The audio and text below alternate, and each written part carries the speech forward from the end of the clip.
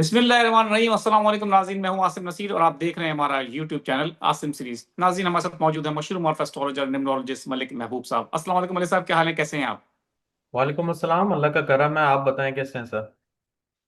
मैं बिल्कुल ठीक हूं मलिक साहब। मलिक साहब, मैं आपसे ही जानना चाहता हूं कि तीसरी आलमी जंग के हवाले से कुछ लोग पेशन गोई कर रहे हैं।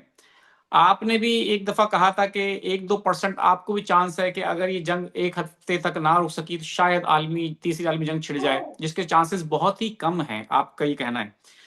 अब खबरें इस तरह की भी आ रही हैं, अमेरिकी मीडिया ने रिपोर्ट किया है कि रूस ईरान को अमेरिकी अहदाफ पर हमलों के लिए खुफिया मालूमात दे रहा है। ट्रम्प साहब से भी सवाल हुआ कि रूस ईरान की मदद कर रहा है। चीन के लिए भी कहा जा रहा है, जो अमेरिका के जहाज गिरे के उसके इंजन जो है सीज किए थे, चीन चीन की तरफ से किए गए थे। चीन और रूस के लिए कहा जा रहा है कि ईरान को बैकिंग मिल रही है, उनकी सपोर्ट मिल रही है। आप क्या समझते हैं कि इस जंग में और दीगर ममालिक भी शामिल हो सकते हैं? जैसे कि रूस एक बड़ा मुल्क है, चीन एक बड़ी सुपर पावर के तौर पे सामने आया है पिछले चंद सालों में, जो कि अमेरिका को टफ टाइम दे रहा है। तो आप समझते हैं कि अगर अमेरिका, रूस और चीन अब सामने आ सकते हैं, या इसी तरह से सपोर्ट रहेगी, या ये सपोर्ट बस वक्ती तौर पे है, आगे मामला सेटल डाउन हो जाएंगे, मामला खत्म हो जाएंगे, हालात बेहतर हो जाएंगे? दूसरा, आप क्या समझते हैं, आबनाए हुर्मुज़ जो है उसको बंद करके रखा है और अमेरिका ने ये कहा था कि हम उसको खुलवाएंगे, अपने बहरी जहाज भेजेंगे, और अब ईरान ने कहा है कि अगर हिम्मत है तो एक बूंद भी तेल वहां से अमेरिका ले जाके दिखा दे। तो बड़ा खुला चैलेंज किया है, दोनों तरफ से बड़े बयान सामने आ रहे हैं, बमबारी हो रही, मिसाइल फायर हो रहे, मिसाइल दागे जा रहे हैं। तो आप क्या समझते हैं, जो अमेरिका की ख्वाहिश है रजीम चेंज के हवाले से? मेरे देखने वालों को ये भी बता दिएगा, मेरे कई सारे सवाल हो गए हैं, कि रजीम चेंज की जो कोशिश है वो भी आपको पूरी होती नजर आ रही है? देखिए आसिम साहब, बड़ी क्लियर बात है कि रशिया और चाइना बैक तो जरूर कर रहे हैं। और आज जब ये जंग शुरू हुई थी तब भी आपने मुझसे पूछा था क्या चीन और रशिया सामने आएंगे। तो इसके इम्कानात सिर्फ 2 से 3% ही हैं।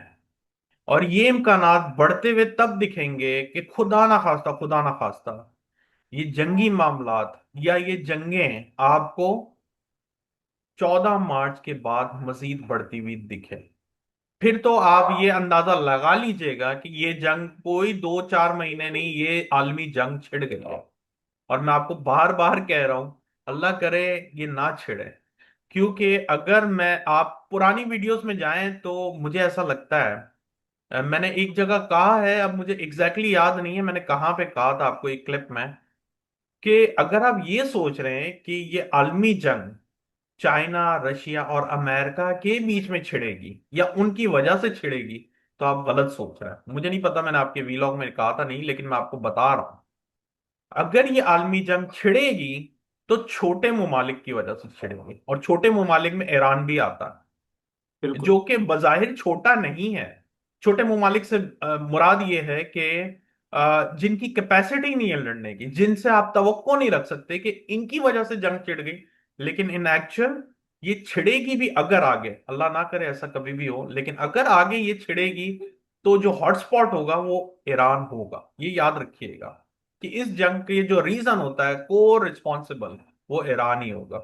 तो मैं फिर से वापस से कह रहा हूं कि दुआ करें कि रशिया चाइना बीच में ना आए, वरना तो आप इसमें लॉक करके लिख लें कि ये मामलात तीसरी जंग अजीम की तरफ चल पड़े। अब जो मामलात आपके अगले 2 दिन 4 दिन और फाइनल 7 डेज में इनको कंक्लूड होने की तरफ जाना चाहिए। यहां तक जो है 14 मार्च तक हम पीक देख सकते हैं, उसके बाद इसमें नरमी आना शुरू हो जाएगी।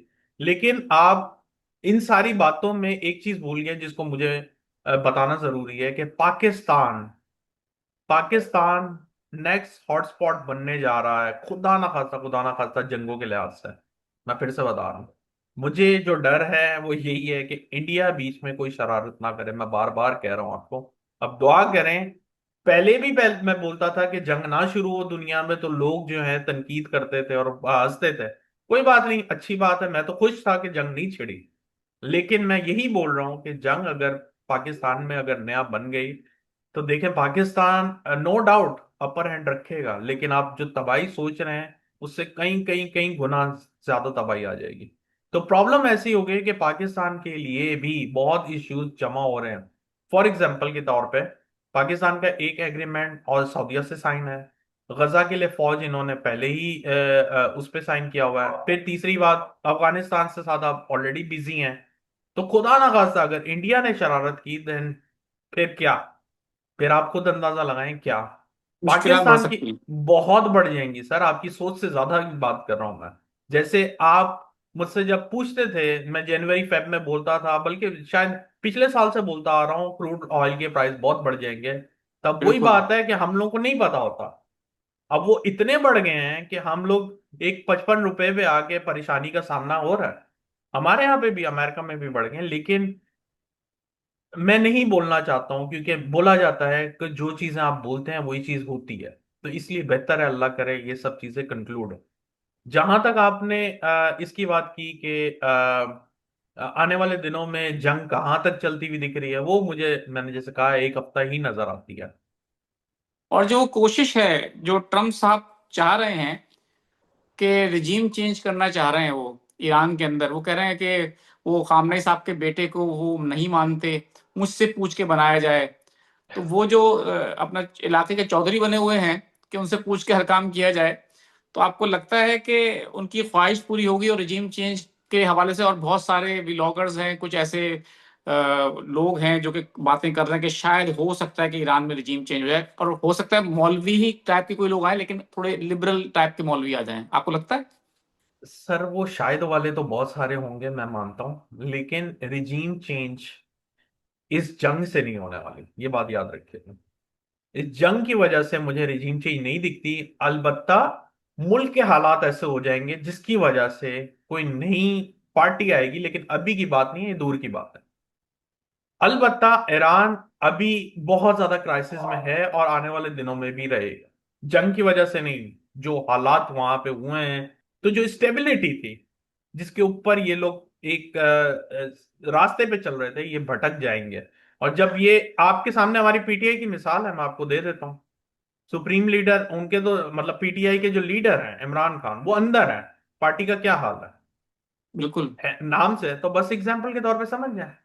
तो अब ये जो हालात हैं, इसमें ईरान को एक पेज पे आना प्रॉब्लम होगा, जिसकी वजह से इधर जो कहा जाता है कि दूसरे आ जाए, तीसरे आ जाए, वो फिर अलग बात है। लेकिन अभी ये चीजें दूर हैं, क्योंकि इस वक्त ईरान बहुत बड़े मसाइल का शिकार है, और उनको जो धचका लगना था, मैं आपको बार बार बता चुका हूँ, वो 28 फरवरी को लग गया है। अब उनके लिए वो है बिल्कुल जैसे वो बोलते हैं ना, जब इंसान के पास कुछ नहीं रहता, उसको किसी चीज का डर खोने नहीं है के लिए, बस। खोने के खोने। लिए कुछ नहीं उनके पास बचा। तो अब उनके पास खोने के लिए कुछ नहीं है, तो ये सबसे ज्यादा खतरनाक है। और अगर इनके जायचे में भी देखें, जो हमारे एस्ट्रोलॉजी को जानते होंगे, तो आप जाके देखिएगा कि उनके 7th हाउस में क्या ट्रांजिट हो रही है। और 7th हाउस में जो प्लैनेटरी पोजीशन है, वक्ती जायचे में भी, अमेरिका के हिसाब से उसमें ये बहुत क्लियर दिखता है कि अमेरिका को डिफीट होगी, और ईरान बेशक बाद में उनके लिए प्रॉब्लम होगी, लेकिन ईरान उनके ऊपर बहुत हावी हो जाएगा। चलें मलिक साहब, देखते हैं, सबकी दुआ भी यही है। मैं कुछ लोगों के सवालात लेना चाहता हूं। अब 7 सितंबर 1981 मेरी जॉब चली गई, या मेरी जॉब चली गई, मेरी जॉब चलेगी या काम अपना करूं, ये पूछना चाह रहे हैं। नूर उस शहर नाम है गालिबन इनका। सर अभी जॉब ही चलाएं, आपके लिए प्रॉब्लम हो जाएगी अगर काम करेंगे तो। My name is Mohammed, date of birth 27/8/1989। वो कह रहे हैं since the start of 2026 things have not been going well financially. Uh, तो आ, उस आपको अगस्त सितंबर के बाद रिलीफ मिलेगा, और अच्छी नई एक लाइफ में एक अपॉर्चुनिटी आने वाली है। बिल्कुल ठीक है। मोहम्मद आसिफ सिद्दीक, इनका सवाल हम ले चुके हैं। 10/5/1983 मेरा 2026 कैसा होगा? अच्छा रहेगा, लेकिन बस अपने एग्रेशन के ऊपर काम करें। मेरा नाम रजत खान है। मेरी डेट ऑफ बर्थ 8/5/1993 है, और मैं स्पेयर पार्ट की शॉप खोलना चाहता हूँ। क्या मुझे कामयाबी मिलेगी? जायचा देखना पड़ेगा, लेकिन 2026 मई के बाद अच्छी चीजें नजर आती हैं। मोहम्मद अब्बास हैं, 16/6/1956। फाइनेंशियल एंड हेल्थ इश्यूज हैं इनको। जिंदगी तो अच्छी गुजारी है उन्होंने, लेकिन अब जो है फाइनेंशियल प्रॉब्लम्स होंगे। सर टाइम लगेगा, 2-3 साल। 13/4/1984। मैं कारोबार कर रहा हूं, मेरा कारोबार कैसा रहेगा, वो बताओ, वो मालूम करना चाह रहे हैं उसके हवाले से।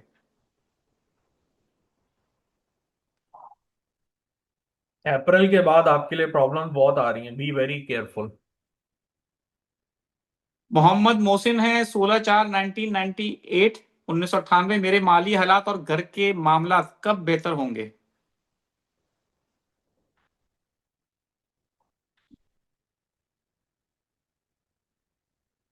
अगले साल से कुछ रिलीफ मिलेगा, ये साल थोड़ा सा केयरफुल होकर गुजारें आप।